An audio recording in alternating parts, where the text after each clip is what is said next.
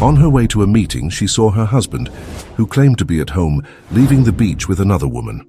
Sarah Thompson's heart stopped beating the exact moment the rideshare car turned the corner onto Ocean Drive.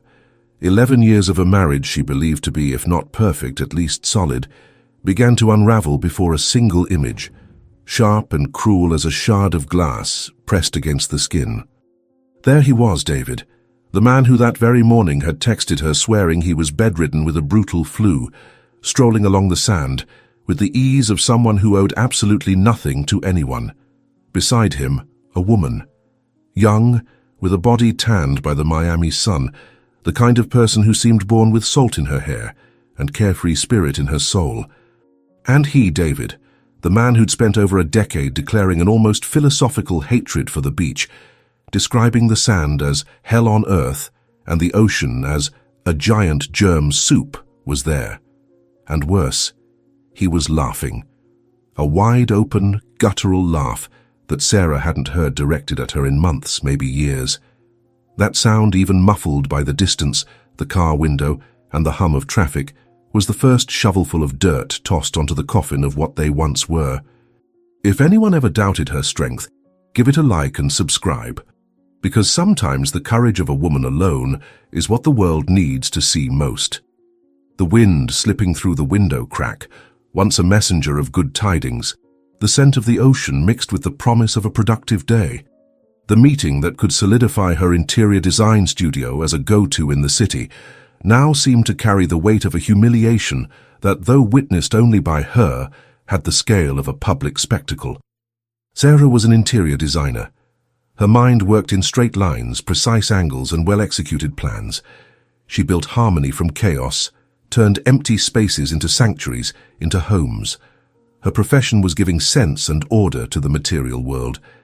And suddenly her own sanctuary, the most fundamental structure of her adult life, the marriage she'd so carefully designed, revealed itself as a farce, a building with rotten foundations on the verge of collapse. The woman beside him wasn't an optical illusion. Her hair tied in a casual bun swaying with the breeze, the beach towel slung over her shoulder with lazy familiarity, the way she walked, almost floating over the sand David always cursed. And he, next to her, seemed like an edited version of himself.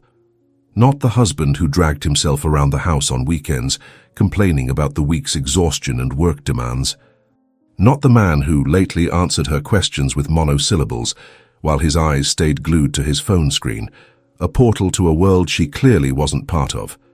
The one on the beach was a David that Sarah didn't recognize, or perhaps, and this was the most painful truth, it was a David she'd refused to see in her blind dedication to maintaining domestic peace. The banality of the lie was what offended her most. A bad flu. It was so lazy, so uninspired, that the insult to her intelligence seemed greater than the betrayal itself. He hadn't bothered to craft a more elaborate excuse, something that required a minimum of creative effort. He simply assumed she'd believe it, that his word would suffice. He saw her as part of the furniture, a constant and guaranteed presence that required no maintenance or care. That realization of being underestimated so casually hurt with the intensity of a burn. The ride-share driver, an older man with tired eyes and shoulders hunched from a full day of work, noticed the sudden shift in the car's atmosphere. Sarah's silence wasn't contemplative. It was shock. "Everything okay back there, ma'am?" he asked, his deep voice echoing through the rearview mirror. Sarah blinked, her mouth dry, throat tight. Words wouldn't come. What do you say in a moment like that? That man over there, the one looking so happy on the beach he claims to hate, is my husband. And according to him, he should be at home, delirious with fever. It would sound like the ravings of a madwoman, the start of a pathetic scene she refused to star in. She was Sarah Thompson. She didn't make scenes, she designed exits, the meeting, the boutique hotel. The project that was the culmination of years of hard work, late nights, and the courage to open her own studio with her partner, Rachel. All of it suddenly seemed distant, irrelevant, as if it belonged to another life, another woman who 5 minutes ago still believed in the solidity of her world. The hotel, with its promise of ocean views, now felt like a bad joke. The same ocean that served as the backdrop for her husband's betrayal would be the landscape she'd pitched to clients as a symbol of peace and exclusivity. The irony was so thick she could almost touch it. She breathed deeply, drawing from the depths of her mind the discipline she applied to her designs. A designer doesn't panic when she finds an unexpected structural issue. She analyzes, recalculates the path, and finds a new solution. Her marriage was now a structural problem, and the solution wouldn't be a patch. It would be a complete, controlled demolition. The image of him laughing, head thrown back, assaulted her mind again. It was a laugh she missed, one that had once been hers. When was the last time he'd laughed like that with her? She searched her memory for a recent one, but found only distant echoes, protocol smiles at dinners with friends, forced chuckles at her jokes. Genuine joy, the kind that bubbled up spontaneously, seemed reserved for other stages, other audiences. And the woman beside him, the tanned young one, was living proof. She wasn't just a casual fling. She was the symptom of a disease eating away at their marriage from the inside, silently, while Sarah busied herself keeping the facade impeccable. With the discipline of a mind trained to find order in chaos, Sarah composed herself. The voice that emerged from her mouth betrayed none of the storm brewing in her chest. It was firm, almost cold, a command stripped of any emotion. "You can pull over here, please." It wasn't a request. It was an order. The driver, perhaps relieved not to have to decipher the heavy silence that had settled, complied promptly, pulling up to the curb. She didn't wait for him to ask why. The door opened, and the salty, humid air of Miami hit her like a physical wave, a thermal shock that yanked her from the bubble of disbelief. She stepped out without thinking, her feet in elegant shoes touching the hot pavement of the sidewalk. For a moment, the world narrowed to a cacophony of sounds. The distant buzz of traffic on the avenue, voices of kids playing in the sand, and, overlying everything, the constant, hypnotic roar of the ocean. It was a sound that usually calmed her, but now seemed to drown out even the frantic pulsing in her ears, as if nature conspired to isolate her in that moment of revelation. She didn't walk toward them. She just stood there, a statue of pain and dignity, using the distance as a shield and at the same time as a magnifying lens for her own agony. From her involuntary vantage point, she watched the scene unfold with cinematic clarity. David and the woman walked a bit more, their bodies moving in relaxed sync, and stopped near a rustic wooden kiosk, painted a faded blue from the sun and salt spray. He said something that made her laugh, then stepped forward to buy something. He returned with a fresh coconut in one hand and 2 straws in the other. They didn't seek an empty table, but settled on a simple wooden bench, a little removed from the bustle, facing the vast Atlantic. It was a scene of disconcerting banality, a summer romance cliché that, for Sarah, turned into an intimate horror show. They shared the coconut, a sip from him, a sip from her, the straws touching, their gazes meeting over the fruit. And then came the touch that turned suspicion into certainty, pain into an open wound. David's hand, the same hand she'd held at the altar, the same hand that helped her paint their first apartment, rested on the woman's tanned thigh. It wasn't a hesitant or stolen touch. It was an intimate, natural one, loaded with a familiarity not built in an afternoon, but cultivated over days, weeks, maybe months. It was the touch of a man who felt at home. And Sarah's throat went dry, turning into a desert of dust and ashes. There was no scene. The woman inside Sarah, raised to be discreet, elegant, and controlled, wouldn't allow it. There were no screams tearing through the afternoon air, no desperate run across the sand to confront them. She wouldn't give them the drama, wouldn't reduce herself to the role of the betrayed, hysterical wife. She just stood there watching, feeling each detail of that interaction poison her blood. The way he leaned in to hear what she said, the way her smile seemed to light up his face in a way Sarah couldn't anymore. Every second was a new layer of concrete poured over the memory of their marriage. She watched until the reality became so heavy that the ground beneath her feet seemed to lose solidity. The avenue, the buildings, the blue sky, all began to waver, fray at the edges, like a watercolor painting hit by a drop of water. The vertigo wasn't physical, it was existential. The world she knew, the map by which she navigated her life, had just been torn to shreds. And she was lost, adrift in an ocean of betrayal that, ironically, had the real ocean as its backdrop. With monumental effort she turned, giving her back to the scene, to her pain, to the new reality. She returned to the car, her body moving with the rigidity of an automaton. The driver watched her through the mirror, his face creased with silent concern, but he said nothing.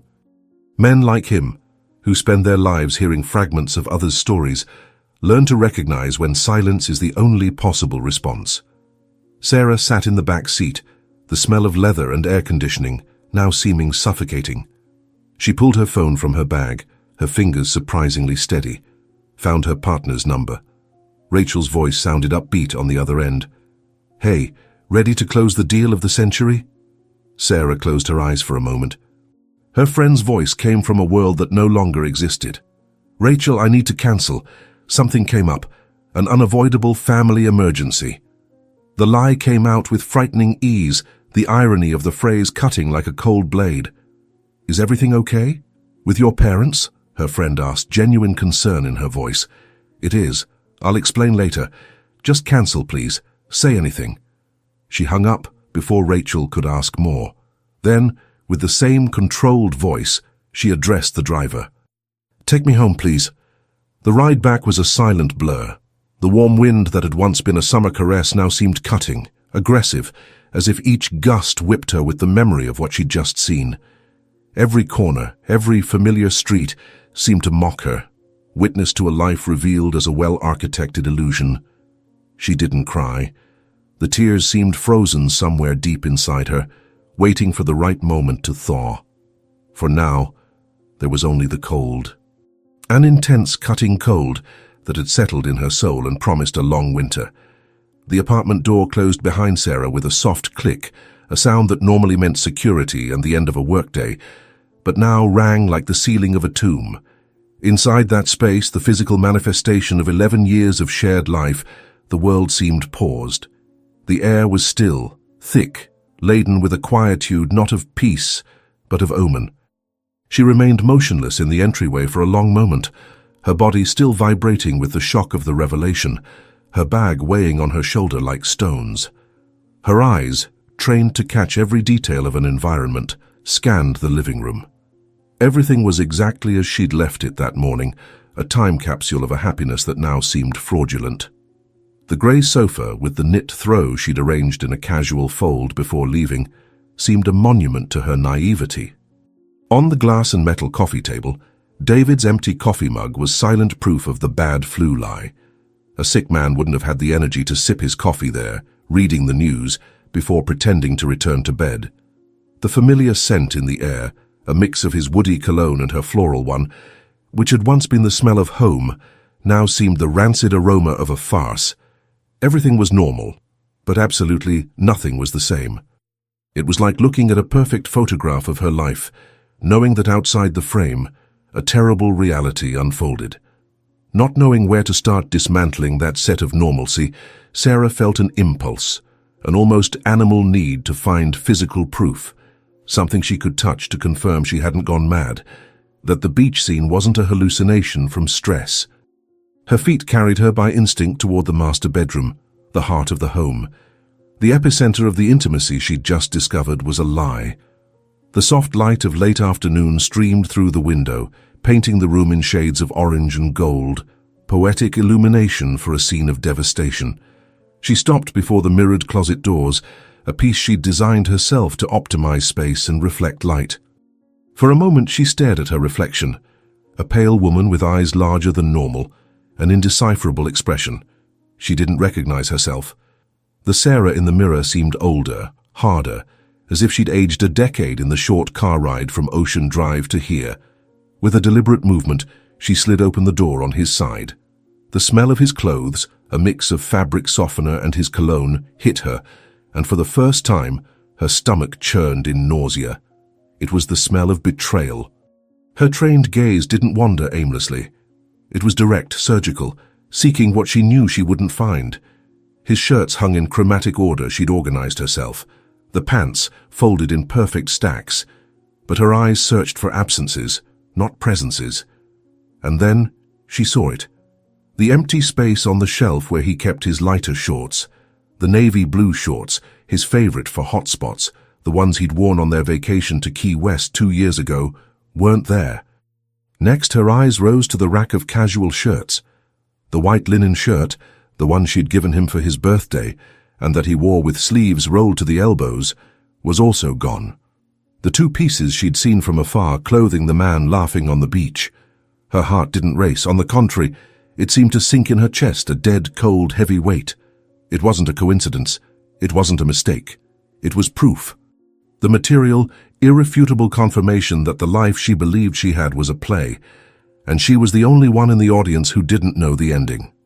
That emptiness in the closet was more eloquent than any confession.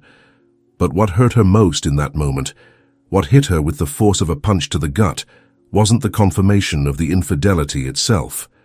Betrayal was a common wound, almost a cliché in tales of broken marriages.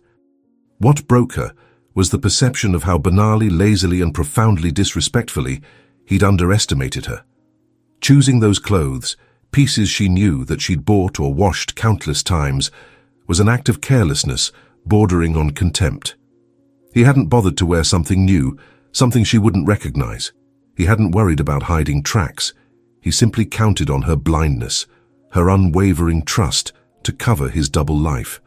He saw her not as a partner, an equal, but as a passive element in his life, a home manager who didn't need to be considered in his secret plans. That arrogance, that certainty she was easily deceivable, was the true poison. The betrayal hurt the heart, but the underestimation annihilated the soul. And it was there, standing before the half-empty closet, that Sarah's sadness began to crystallize into something harder, colder, a resolution. She closed the closet door slowly, the sound gliding smoothly, not betraying the war just declared within her. She wouldn't confront him when he arrived, smelling of ocean and lies. She wouldn't give him the satisfaction of a scene, wouldn't surrender to the tears and accusations he surely expected, and for which he probably had a script of denials and false apologies. Doing that would be playing his game by his rules. It would give him the power to victimize himself, twist the narrative, maybe even blame her for her neediness or the wear and tear of the relationship. No, she wouldn't be the protagonist of an impulsive tragedy. She would be the architect of calculated justice. If he'd underestimated her as a wife, he'd soon discover the fatal error of underestimating her as a strategist. She would plan. She would gather more evidence, not to convince herself, since the conviction was absolute, but to build an unassailable case, a fortress of facts against which his lies would shatter. She would use the same methodical mind she used to design homes, the same attention to detail, the same patience to see the structure rise. And that, planning, building, executing, she knew how to do like no one else. The pain was still there, a burning ember in her chest, but now there was purpose. The betrayed designer was about to draft the blueprint for the most important demolition of her life. Hours dragged on with the slowness of silent torture. Sarah didn't move from the sofa, except to fetch a glass of water she barely touched. She didn't turn on the TV, didn't open a book, didn't reply to her partner's worried texts. She just sat there, in the growing dimness of the apartment, as the sun set over Miami, painting the sky with vibrant colors that seemed an affront to her pain. Every sound from outside, a distant siren, neighbors' laughter in the hallway, a car engine parking, was a trigger for her anxiety. She was in wait mode, a predator awaiting the prey's return to the den, but the feeling was that of a tied victim waiting for her executioner's return. The apartment, her sanctuary, had turned into a stage, and she, the newly appointed director, needed to rehearse her role, find the exact tone, the right expression. There could be no anger in her eyes, no tremor in her voice. It had to be the embodiment of normalcy, a performance so convincing it would make him lower his guard completely. And then, the sound. The key turning in the lock, a metallic noise that had always been comforting, and now sounded like the mechanism of a trap being set. The door opened, and David entered. The first thing Sarah noticed was the effort. Everything about him was a deliberate performance. The slumped shoulders, the exaggerated sigh of fatigue, the way he tossed the keys onto the small tray on the console with a gesture of exhaustion. He carried the same weary air he wore every day, returning from the office, but today the costume was more elaborate, more studied. He saw her on the sofa and tried a weak smile, the smile of a man who'd bravely fought a terrible illness. The excuse, evidently rehearsed on the drive home, came without her needing to ask. "Man, babe, what a day. I was wiped out all day for real," he started, his voice a bit thick, as if his throat was scratched. "But late afternoon I couldn't stand being cooped up anymore. I took a quick walk around the block just to get some air. Slept all day and was getting stir-crazy. Been out 20 minutes and already back tired." He paused, as if searching for the next act. "Tried to call you to let you know, but my phone died." Sarah just nodded, a slow and deliberate movement of her head. Inside her, a volcano of contempt and fury threatened to erupt, but her face was a landscape of calm and understanding. She observed with the acuity of a forensic expert his monumental nerve in spewing that cascade of lies. It was a masterpiece of dissimulation, and she almost felt a perverse admiration for the audacity. As he approached, talking about how the flu had left him weak, her senses, now hyper-alert, picked up the details his performance couldn't hide. There was a faint scent under his cologne, a chemical and sweet smell of sunscreen. And there was the color. The tone of his skin on his arms and neck wasn't that of a pale, sick man confined to a dark room. It was the subtle but unmistakable glow of a recent tan, the mark of the afternoon sun on his skin. He stopped in front of her, perhaps expecting a touch of affection, a word of compassion. Instead, Sarah gave him a smile, a calm, enigmatic smile that didn't reach her eyes. "Funny," she said, her voice emerging smooth as silk, a brutal contrast to the turmoil in her soul. She stood and walked to him, daring to invade his personal space, forcing him to maintain eye contact. She lightly brushed his arm, a gesture that could be seen as affection, but for her was verification, feeling the residual heat of the sun on his skin. "Today, on my way to that meeting, I saw a guy on the beachfront who looked just like you, identical." She kept the smile, watching the micro-expression of panic flash in his eyes for a fraction of a second before being suppressed. "I even joked with the driver, you know, said, 'Look, that looks like my husband. Except this one's getting sun.'" The phrase hung in the air between them, bait cast into murky waters. She was testing him, giving him rope, curious to see if he'd use it to save himself or hang himself. His reaction was immediate and revealing. He laughed. But it wasn't a genuine laugh. It was a high, nervous sound that escaped his throat with the haste of someone trying to smother a fire alarm. Ah, what a coincidence," he stammered. "Must have been Mike, my cousin. You know how people always mix us up." Sarah blinked slowly, processing the new layer of the farce, the audacity of inventing a doppelganger, a relative, to justify his own image. Mentioning cousin Mike was a mistake, a desperate improv from a bad actor. "Your cousin?" she repeated, her voice still dangerously calm, feigning confusion she didn't feel. "The Mike who lives in Canada." The question was a subtle trap, a test of his ability to sustain the lie under pressure. An innocent man might hesitate, confused. But David, immersed in his own fraud, bit the bait with the hunger of a castaway. "That's him. Showed up out of nowhere, can you believe it? Came to stay a few days," he confirmed, too quickly, his eyes darting from hers for the first time, seeking words in the ceiling to build that new reality. He started stammering, adding details about last-minute vacations, a sudden change of plans, a need to breathe new air. Each word was another brick in the wall of lies he built between them. Without realizing, Sarah was already on the other side, watching every move, every miscalculation. And it was in that exact moment, hearing him stammer about the imaginary cousin who'd conveniently appeared from Canada to stroll on Miami's beach, that something inside Sarah broke definitively. The pain of the betrayal, an open wound, gave way to a cold, cutting clarity. The issue wasn't his body with another body, or kisses given to another mouth. The issue was character. David wasn't just an unfaithful man who'd made a mistake. He was fundamentally dishonest. He was cynical. He looked her in the eyes and lied with the ease of breathing, insulting her intelligence, disrespecting their history, treating her like a fool who could be manipulated with the flimsiest excuse. Infidelity was a breach of contract. The cynicism was an annihilation of her own identity, an attempt to make her doubt her sanity, her own eyes. And that she wouldn't forgive. The silent war she'd declared hours earlier changed nature. It was no longer about avenging a broken heart. It was about restoring her own dignity. It was about proving to herself first that she wasn't the fool he believed her to be. He wouldn't see her cry. He wouldn't see her scream. He'd see her smile, as she was smiling now, while his world, without him knowing, began to be methodically demolished. In the days following that night of blatant lies, Sarah Thompson transformed. To the outside world, and especially to David, she was the same as always, perhaps even a bit more attentive. The change wasn't external, but a seismic reorganization within her. The lancinating pain of betrayal and the icy fury of contempt didn't vanish. Instead, they were channeled, transmuted into high-octane fuel for her mind. She became two people, inhabiting the same body with frightening discipline. By day, she was the competent designer, the dedicated partner, the understanding wife.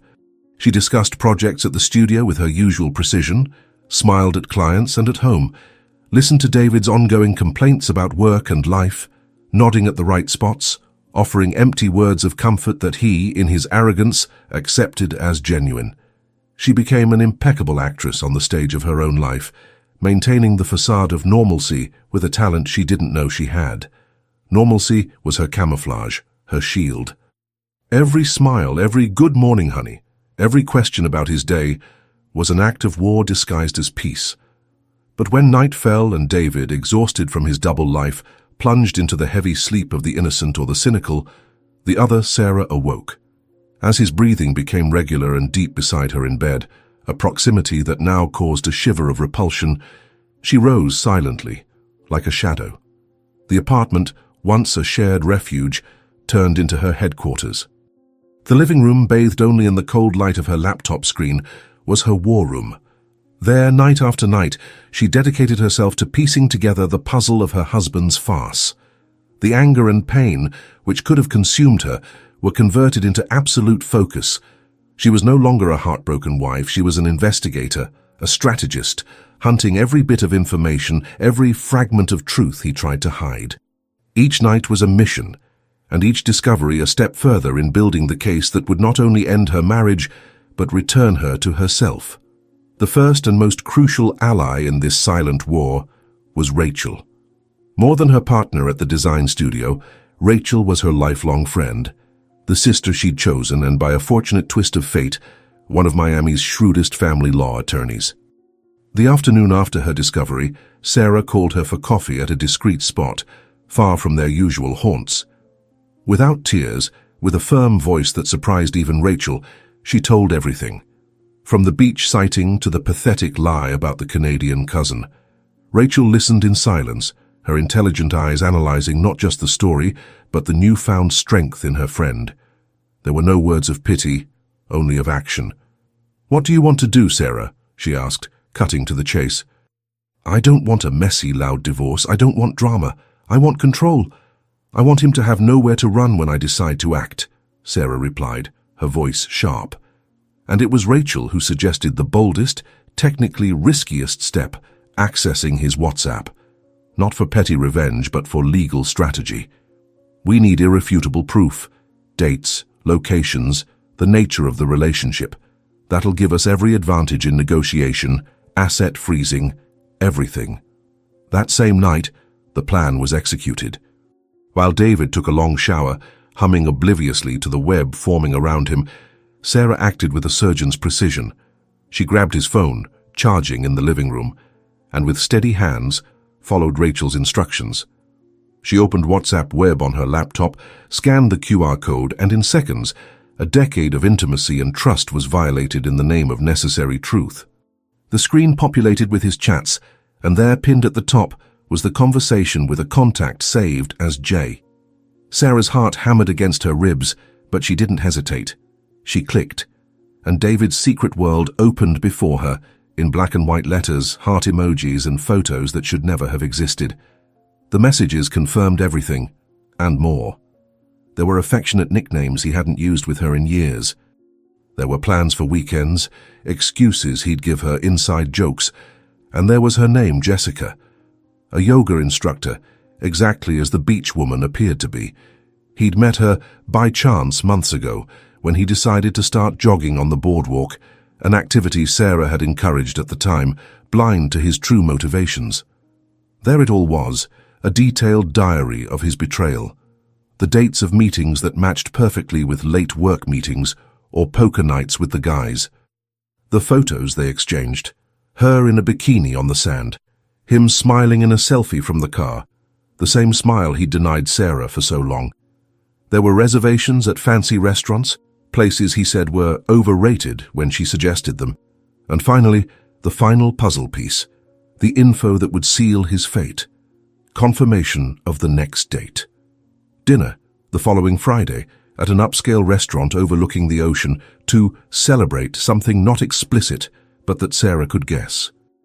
As she read each message, each affectionate declaration, Sarah didn't cry.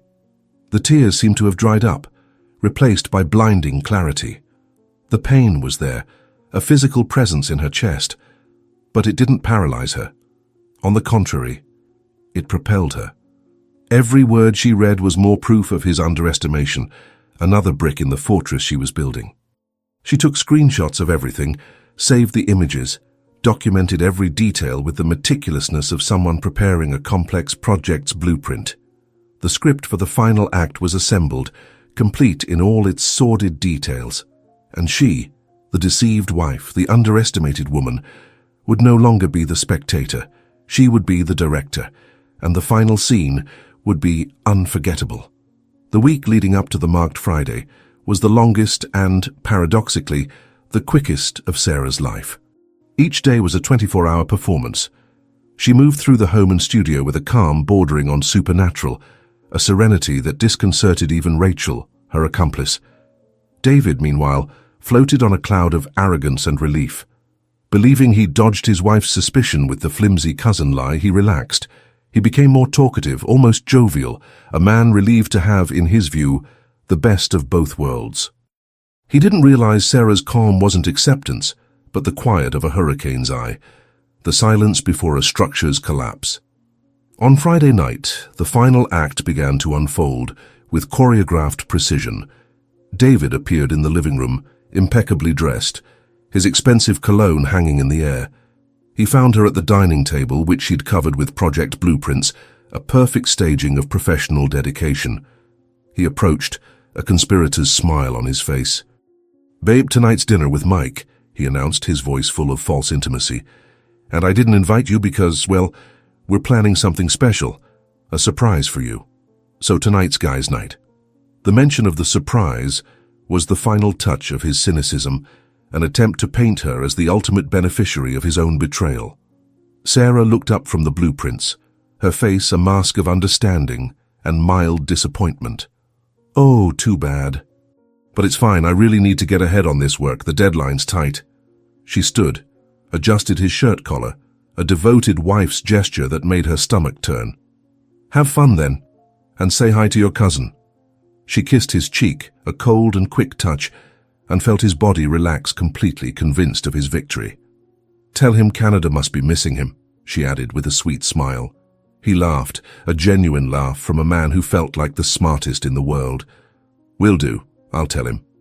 He grabbed the car keys and left, whistling low, a man on his way to celebration, unaware he was actually heading to his execution. The instant the door closed, Sarah's mask fell. The serene expression gave way to icy determination. She didn't rush. She folded the blueprints carefully, put away her pens, and shut down the laptop. Each movement was methodical, deliberate, like a rite of passage. She went upstairs, changed out of her work clothes into a black dress, simple and elegant, and heels that gave her posture and authority. It wasn't revenge attire, but business. The business of reclaiming her life. Looking in the mirror, the woman staring back was the same as the day of discovery. But her eyes held a new light, a cold flame of purpose. She grabbed her bag, where a heavy white envelope waited. Inside, Rachel's meticulous work. The divorce papers already filed, and the court notice freezing all joint accounts and investments, a precautionary measure obtained based on the irrefutable evidence they'd gathered. It was a paper and ink time bomb. She went downstairs, took her own car keys, and stepped into the night. Miami's air was warm, and the ocean breeze, which had once cut her, now seemed to blow in her favor, pushing her toward her destiny. The restaurant was one of the island's most upscale, with a wooden deck extending over the sand, offering a panoramic view of the nighttime ocean. Sarah arrived first, exactly as she'd predicted. He'd probably picked up Jessica at home, extending the fast to the last minute. The hostess greeted her with a professional smile. "Table for one?" she asked. "Yes, please. A discreet one in the back. I'd just like a drink and to watch the crowd," Sarah replied, her calm disarming any suspicion. She was led to a small table in a corner of the indoor dining room, from where she had a clear view of the entrance and main area without being easily noticed. She ordered a glass of white wine, feeling the chilled crystal in her fingers. She wasn't nervous. The adrenaline she felt wasn't fear but clarity. It was the feeling of a designer on the day of a complex project's unveiling, seeing all the pieces finally fit. She sipped the wine slowly, eyes fixed on the door, waiting. And then they entered. The sight was exactly as she'd imagined, and yet a silent punch to her chest. They were holding hands.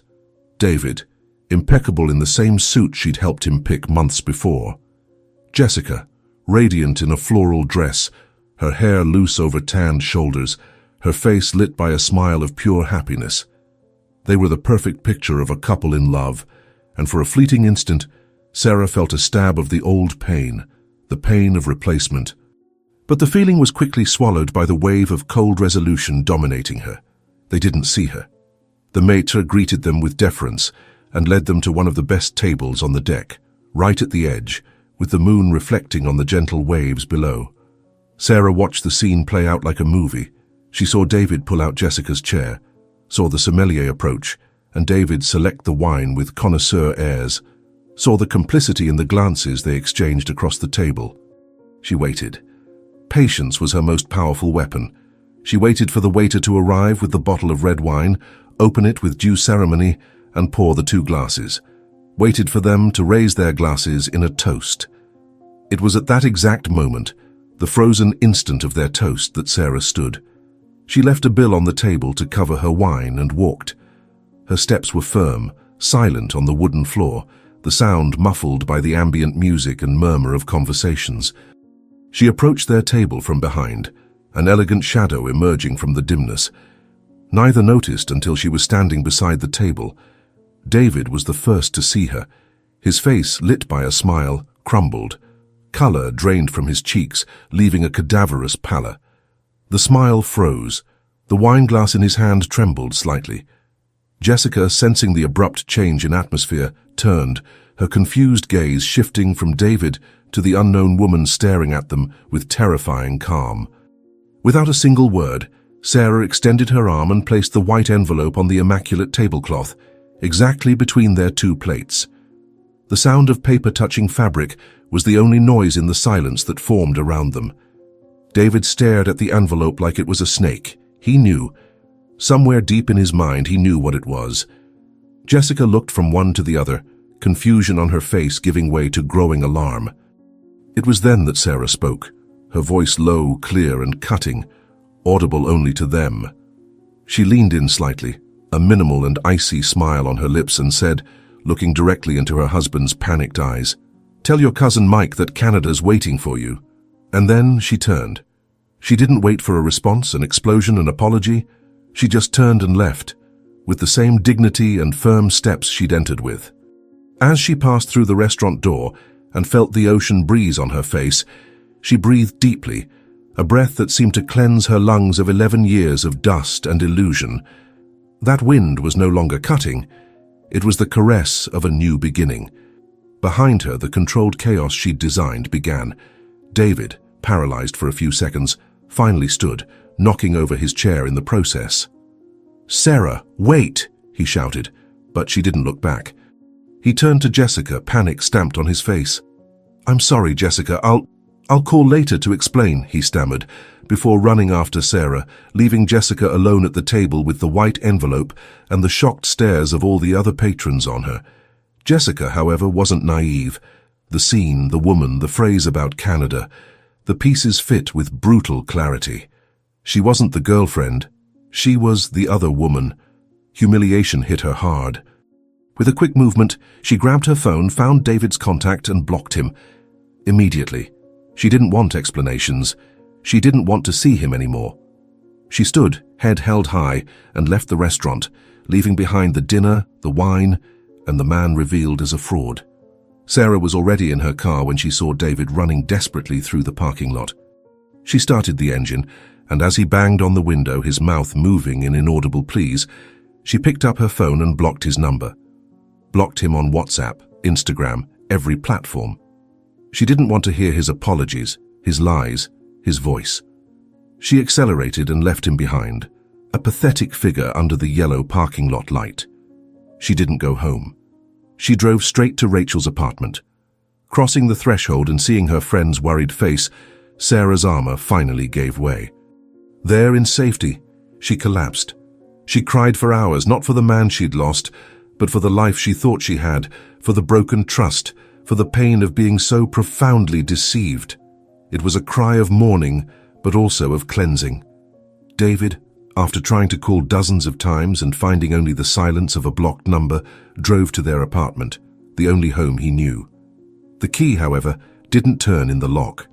He tried again and again with growing force until realizing the truth. The lock had been changed. Sarah, with Rachel's help, had planned even that. Defeated, humiliated, and with nowhere to go, he did the only thing left. He drove to his mother's house in the suburbs. He entered the house where he'd grown up, a man nearing 40, looking like a lost teenager. His mother found him in the kitchen, pale and disheveled. "What happened, son?" she asked, her voice full of alarm. David slumped into a chair, head in hands, body shaking with dry sobs. And finally he uttered the truth, not to her, but to himself. "Mom," he said, voice broken, "I made the biggest mistake of my life. I lost everything. And now I'm completely lost." That same night, many miles away, Sarah slept.